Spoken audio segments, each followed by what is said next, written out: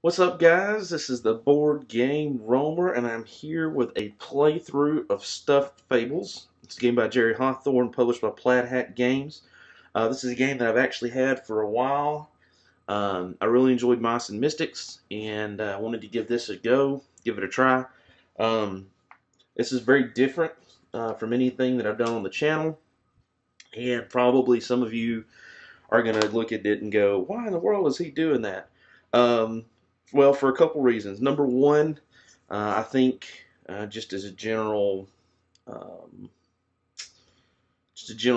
I guess, for lack of a better word, belief, I think every game really should stand on its own.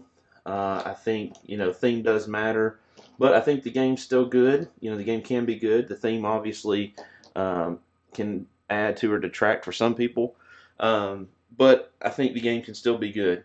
I do enjoy kind of the choose your own adventure type games, so to me this is sort of like that in a way. Um, and you know, this is a good game, a good intro game, especially for younger kids if they want to very creative and like the kind of the RPG story type deal. There's a lot of there's some people that don't like it, but there's a lot of people that do like it, and that includes adults. The stories can be kind of depending on the theme, can be kind of interesting, but I think it's still worth it, and I'm sure some of you have or know somebody with kids, and this is a good way to intro somebody into the hobby and this sort of game, especially if they're younger. So, having said all that, what I am also going to do is I'll be kind of doing a little bit of cutting this up because I don't want to ruin the story, the overall story, for everybody. So I'm not going to be reading the passages per se, reading all the details and stuff. I will read them so I'll know if anything needs to happen, like encounter-wise or what have you. But I'm going to try to be as spoiler-free.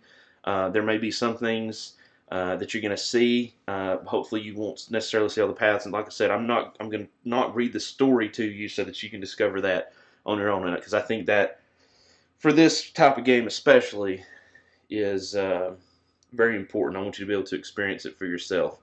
So, having said all that, let's get started. I've actually almost done everything except for the sleep cards. So the sleep deck is kind of I don't really want to say a timer, but it is sort of a timer in some of the scenarios I imagine. I have only played the first one to learn, and I started the second one, didn't even finish it, and there's 7, and I plan on doing all 7 stories. Okay, and these videos will be long because what I want to do is I want to do an entire story in one single video, which I do realize is going to be long, but I think I can condense it down a lot, especially if I'm not reading everything. If you guys aren't having to watch, I'll read it obviously, but I won't put it in the video. But I think it would be the easiest way to do it so that we can get through them relatively quick and not drag it out so you guys can see some other stuff. So having said that, I'm going to create the sleep deck right quick. I've already got the setup. We have 4 heroes. There's 2 of our stuffies, aka heroes, that we have that we could not use for this scenario. I have them set up. It specifically said to set out these monsters. I have done so. And basically, in this first book, we're defending our little girl basically the first night, and a light appears, and these guys jump out. So we have to defeat them. So that's what we're going to do. As far as I can tell, there's nothing that said that you could go in any player order. So I'm going to assume that we have to go left to right as I've laid these out, and I did this randomly. What I'm going to do in order for me to keep up with whose turn we are on and who has gone, I've got these little tokens. They look like little imps that when a stuffy takes its turn, I'm going to lay those down like that. So if you see that on top of it, that means it's taking its turn. And then once we go through all 4, I'll take them off, and then we'll start the cycle again. The way that it's set up is you're supposed to go around in player order, but then there's a book reader for each different page. Obviously, I can't do that playing by myself. But what I am going to do is if there's decisions, so for example, there may be places on the board where we drop our baddies, and whoever's what they call the bookkeeper decides that, and it's wherever those specific spots on the map are and adjacent.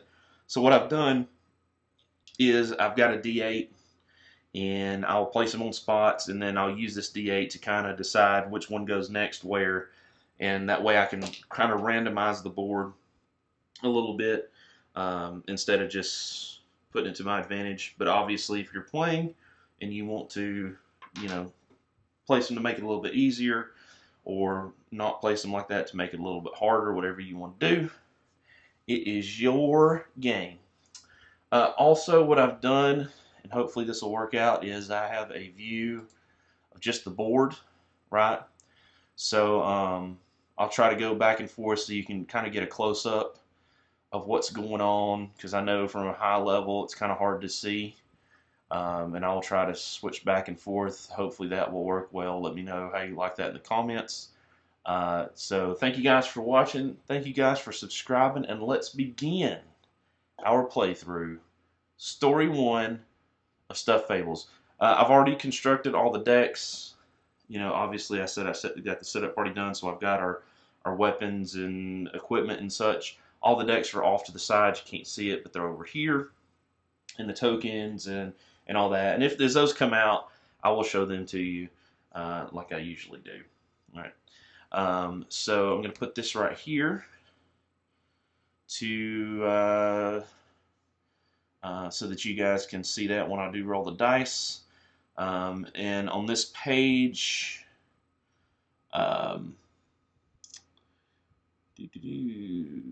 let's see here. When all the minions have been defeated.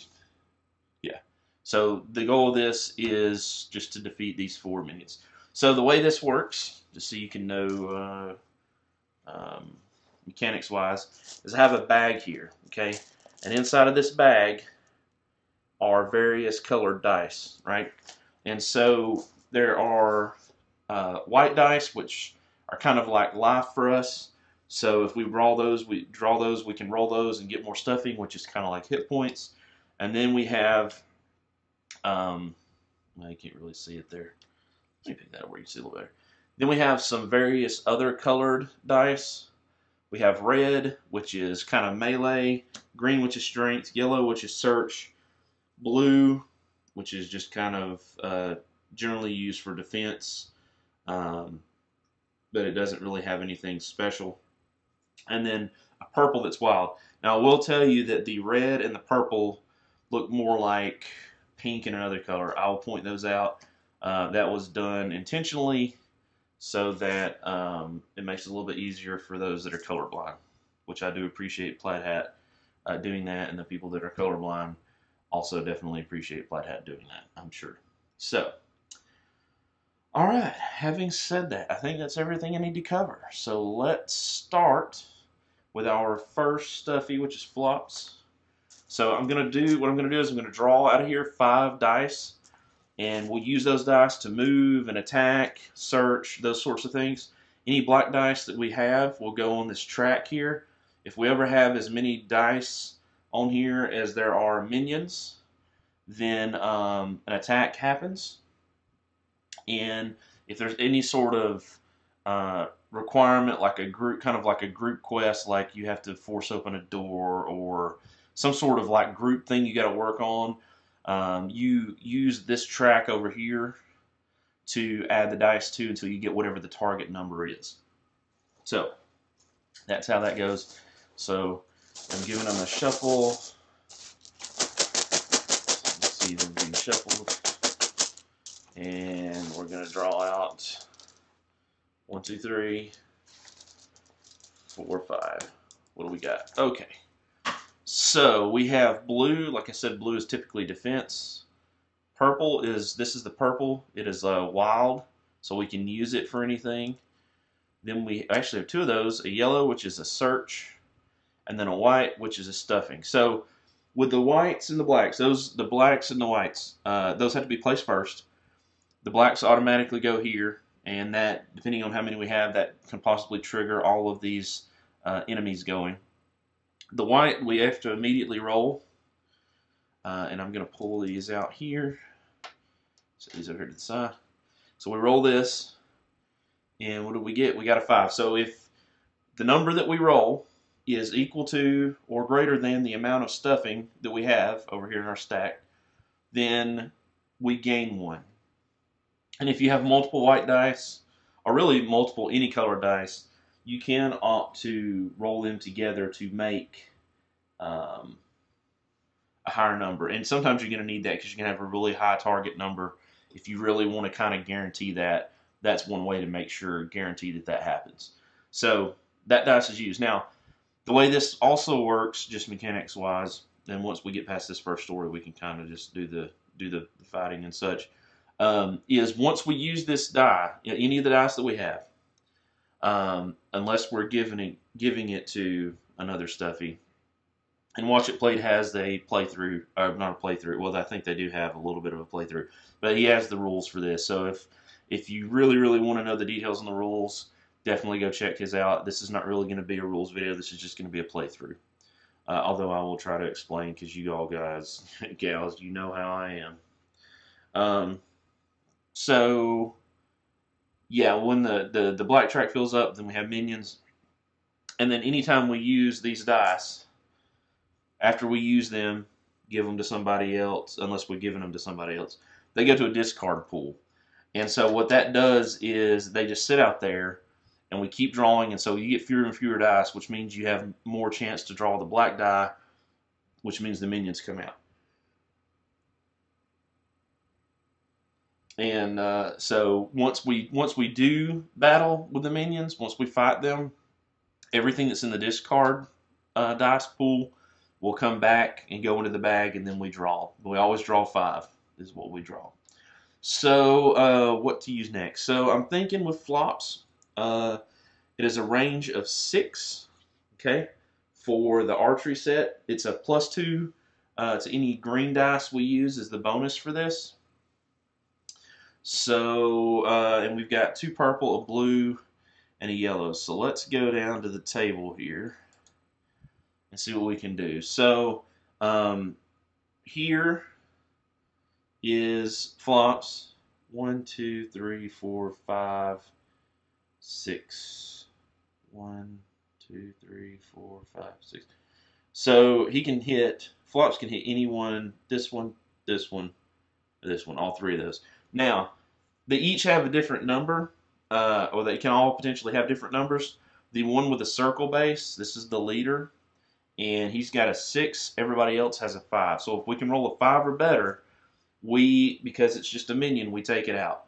So I think what I'm going to do is I'm going to use 2 purple die, okay? And we're going to roll the 2 purple die, and we're going to try to get a 5, and we're going to go for this octagonal shaped one right here. We do not get any sort of bonus in flops. Since it's the first time it's going, I'll let you know this. Flop's special ability that's always active is called Agile. Use this ability after rolling dice for flops. You may re-roll 1 or more green dice. You must keep your second result. So basically, a one-time re-roll on the green. The 3 heart abilities, if he gets that resource, he can spend those. It's a dodge use ability before rolling a green die to defend with flops, double the value. So, you know, you could use a green die to defend and get really, really good value for that if you needed a real high number. Leap, use the ability during flops turn. Choose a space within 4 and within sight of flops. Place flops on the chosen space. That's a cool ability. Perfect agility. Use this ability instead of performing a green skill test with flops. Automatically pass that test. Okay, so basically a guaranteed something as long as it's not a skill test. All right. So yeah, that's what we're doing. We're gonna roll 2 of these. Try to roll it here on the table where you can see it. And that's a 4 and a 2. That's a 6. Our target number was 5. And said the octagon, so the octagon goes away. So let's go back to the top of the table. So we're going to pull him off. Just set him over here off camera. Now over here, the card, we find that card. This is this card right here. The card goes away. And get this stuff out of the way. So this card goes away. I'll just set it over there off camera. This is going to move up since it's the end of the turn. It's not the end of the turn technically. Hold on. Then I'm going to give a blue die to Lumpy as an encourage action because his special ability is tough. He can reroll blue dice, so he's a little bit better at defense. And I'm going to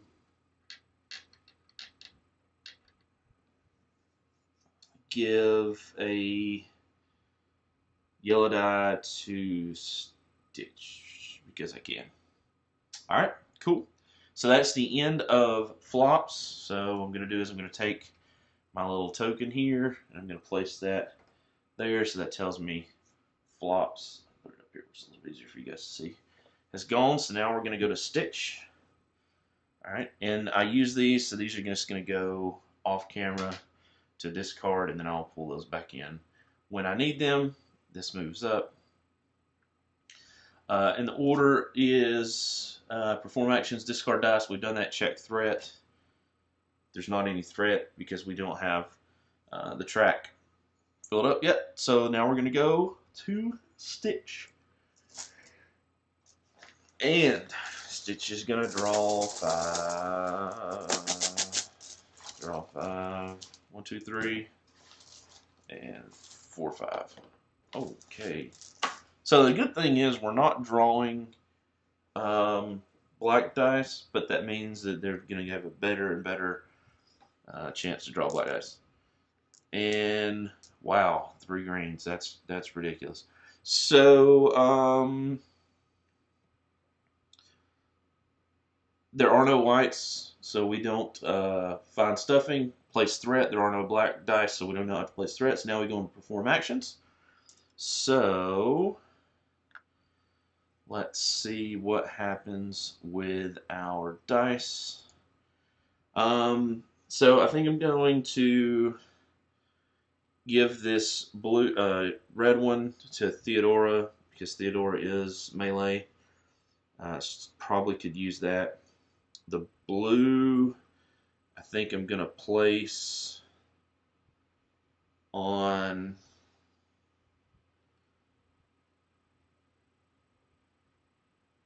well, we're going to use it to move. Oops, I didn't roll that over there. So let's move this here. I'm just going to place these on his card. And so we got a 2. So you can go 1, 2. So now we can take a ranged action. So this goes to the ranged action was his old number 2 pencil. His bonus for the number 2 pencil. It's a ranged weapon, 3 distance. Bonus when performing ranged attack, add 1 green die results to green die results. When performing a yellow skill test, add 1 yellow. Once per game, choose a space to attack. Any minion on that space or any adjacent space is affected by that attack.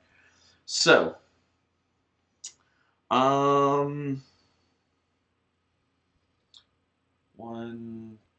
2, 1, 2, 1, 2, 3. So he can reach either one of these. One of those is the leader too. You can use 2 die to attack the square one right here, and hopefully take him out for sure.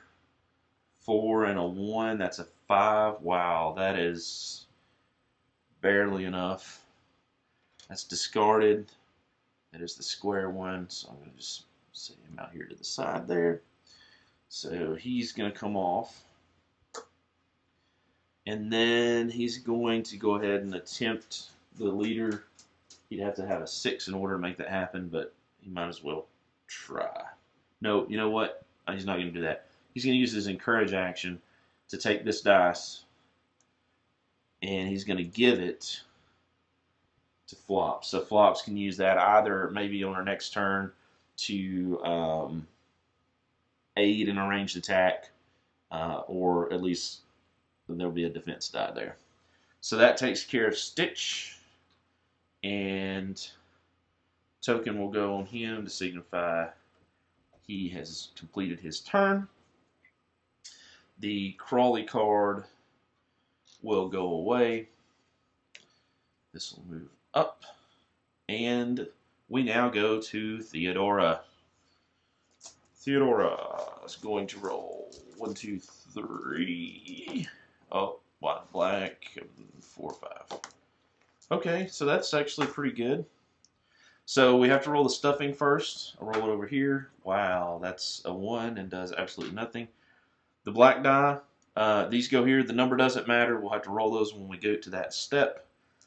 And so now it's going to be movement. So we're going to use the yellow die and the 2 red die during her turn. So let's now go down to the table for that. All right, here we go. So we're going to use the yellow first. Theodora's here. We want to get here because there's a green line running up and down here. She cannot attack across that since she does not have the right colored die. She doesn't have a green die to attack. The weapon she has is only melee. So the only one possibly Theodora could attack is this one. So we're going to try to hopefully move to get there. And we rolled a 2. So that's 1. Yeah, diagonals do count. So that's pretty bad. So we're really going to have to use one of our other red dice. Okay, that's plenty. We're actually going to position her right here. So that one's used. So we need a 5 there. Oh,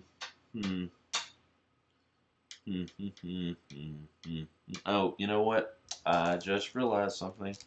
Whenever you defeat a minion, I do this every time. I do this every time. It's crazy. When you defeat a minion, whoever defeats the minion gets a button. You can think of buttons kind of as currency, so I'm going to give 1 to Flops and 1 to Stitch, as we've done that twice now. So I think just to kind of guarantee that that minion goes away, Theodora's going to... Let me think what I want Theodora to do. Because it may be more beneficial to wait. You're risking it either way. Yeah, she's going to go ahead and attack and use the die that she had saved to add to her attack roll. So let's roll that up and see if we can get a 5. See if we can get a 5 or better. Okay, here we go. So we're looking for a 5. Oh my goodness. That is definitely a hit. And as this is a minion, that minion does go away. And Theodora will receive 1 button, which I will promptly put on her card. And that takes care of Theodora's turn. So that's pretty good. And that Crawley disappears. It's no longer in play. And so at the end of Theodora's turn, when we check threat, we look and we see, do we have a number of dice equal to the number of minions? We do. So the Crawley is going to get to go. And we're going to see what happens. So it's going to roll an attack. So I'll just roll it here. Rolled a 4, so that is Oh, cry for help. Let me read this. So here's the card. You can see, I know you can't see that very well, but there's basically two sections. Oh wait, we rolled a 4. Nope, this is the leader. It's different. So it's just a rush. So it can move up to 6 and targets a Stuffy with 4 damage. So, let's leave that here. So it is going to target Theodora right here for 4. Now, unfortunately, oh wow. Unfortunately, Theodora has no dice to defend with, which means Theodora is going to take 4 hits. 1. 4 out of 5.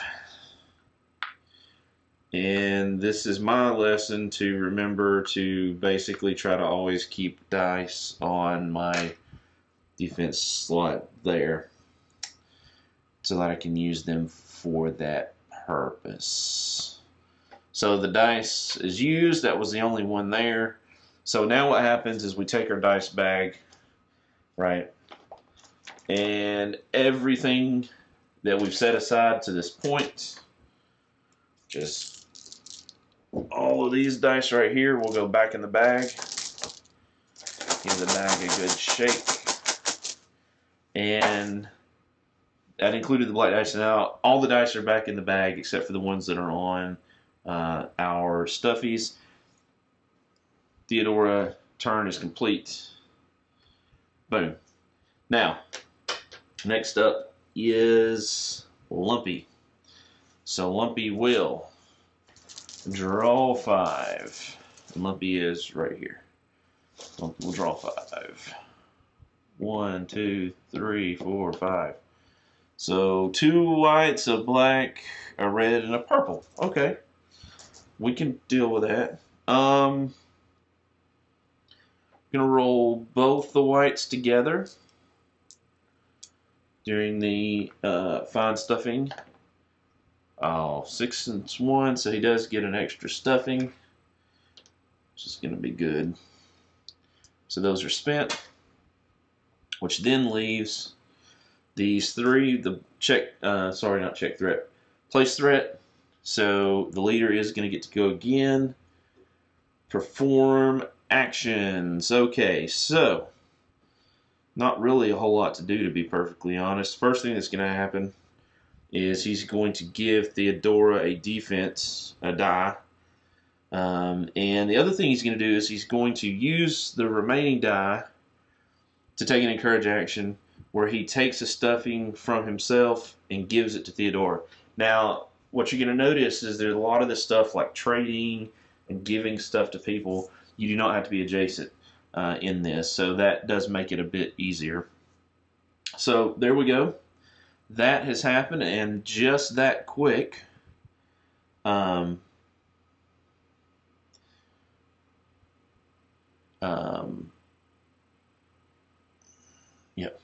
So just double checking my book here. So with that, Lumpy has completed his turn, used all his dice. The Crawley goes.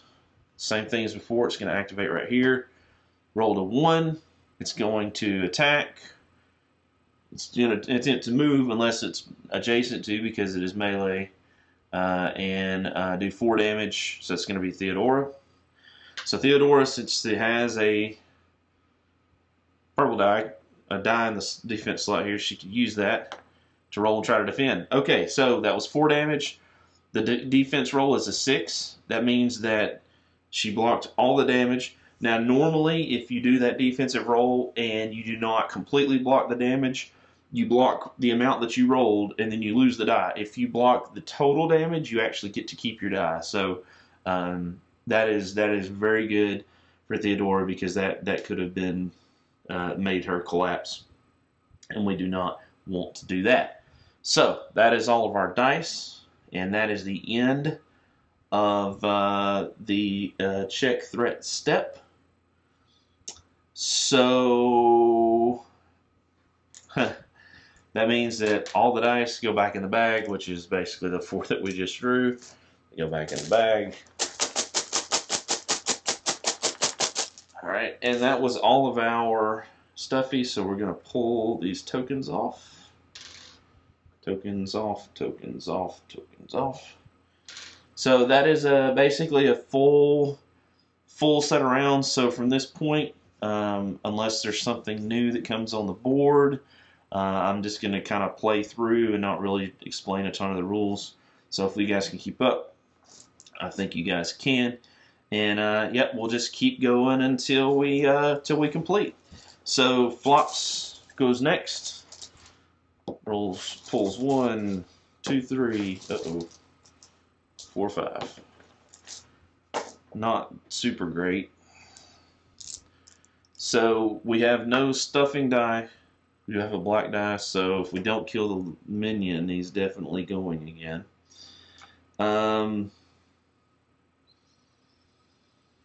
We're going to give Theodora a yellow die, and the reason I'm doing that is so that these wild ones, if we have to go another round, we'll go back in the bag. Because yellow, because we can't search anywhere on this particular page, is not really going to do us any good. Flops is going to need to get 1, 2, 3, 4, 5, 6, just barely in range. So Flops is going to roll, and actually is going to use that defensive or that extra die. Roll both of these. So each of these will get +2. So it's a guaranteed hit. We'll roll it. Oh wow, 6 and a 5. We destroyed the leader. Absolutely destroyed the leader. So that's going to come off the track. Actually, that's not going to come off the track. That's going to stay on the track. The leader's gone. And our trigger for this this particular scenario is all the minions have been taken off the board. In this case, all the minions have been taken off the board. We do the check threat, and the there's one die there, right? But this is kind of an interesting the way that this works, because it works a little bit different than you would think. All right, so what happens as we defeat these minions, even as we defeat them during the player's turn, we still have to evaluate this. So in the check threat, if there are minions in play and the number of dice on the threat track equals to or exceeds the number of minions in play, the minions take a turn. So in this case, there are no minions in play, so that doesn't apply to us. If there aren't any minions in play, so that's us, and the number of dice on the threat track equal or exceeds the number of stuffies in play, then some things happen.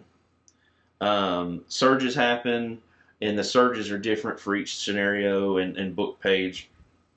But there's 4 stuffies. We only have 1 die on the track, so it stays there, right, technically.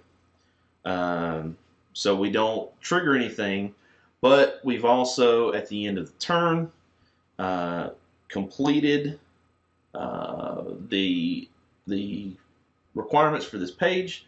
So we're actually going to follow the directions and go to the next page.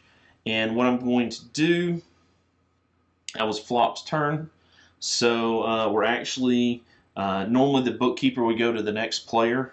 So what I'm going to do is wherever we're at in turn order here, whatever the next stuffy will be the first one to act on the next page. So all the dice are going to go back into the bag. And since we, nope, they're not. Check the threat. So yeah, I'm going to get it set up for the next page, and I will be right back.